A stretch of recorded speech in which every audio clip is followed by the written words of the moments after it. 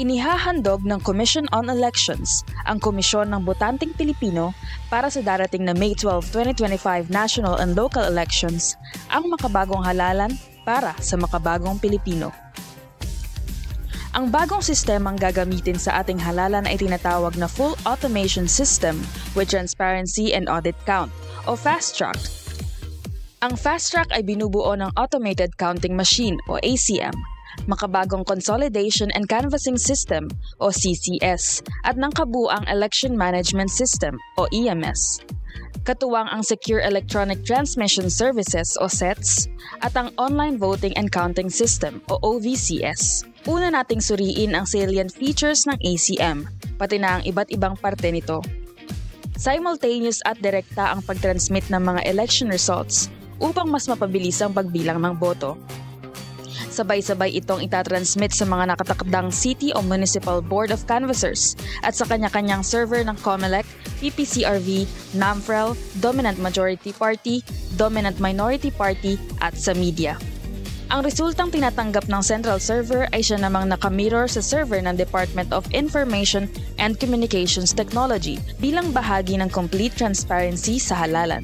Para panatilihing lihim ang mga individual na boto, may privacy screen sa magkabilang gilid ng screen. Mayroong makabago at malaking touch screen kung saan maaaring ma-review ng mga botante ang kanilang boto sa pamamagitan ng vote summary. Para sa convenience ng botante, ang screen ay maaaring itaas o ibaba. Ang makabagong ACM ay gumagamit ng Smart Security Card sa halip na iButton para sa security ng device. Ang ballot feeder ay may auto-align at auto-correct features kaya't mas madali ang pag-feed ng balota at wala ng problema sa paper jam. Mas pinabilis din ito na nasa 200 mm per second. Mayroon ding mas pinalapad na voter receipt output tray para sa mas malapad na papel ng voter receipt. Ito naman ang hard case na dust-proof at water-resistant upang maprotektahan ang ACM tuwing itatransport ito. At nagpapadali sa pagpapadala sa ating mga guro. Ang ACM ay maaaring gumamit ng baterya na kayang umabot ng mahigit sa 14 hours.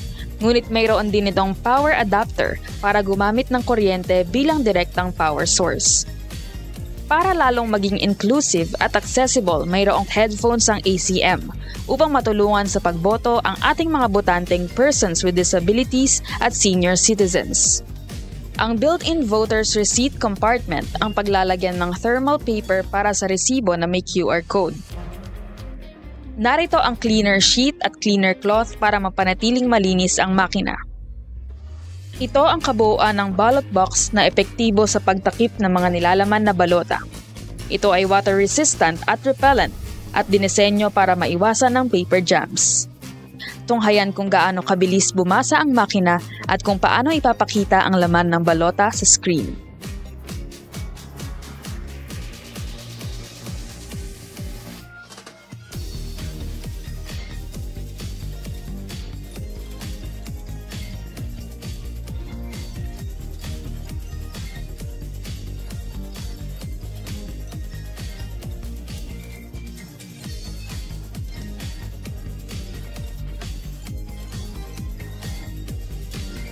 Maraming salamat sa inyong pakikinig. Muli, itong makabagong halalan para sa makabagong Pilipino.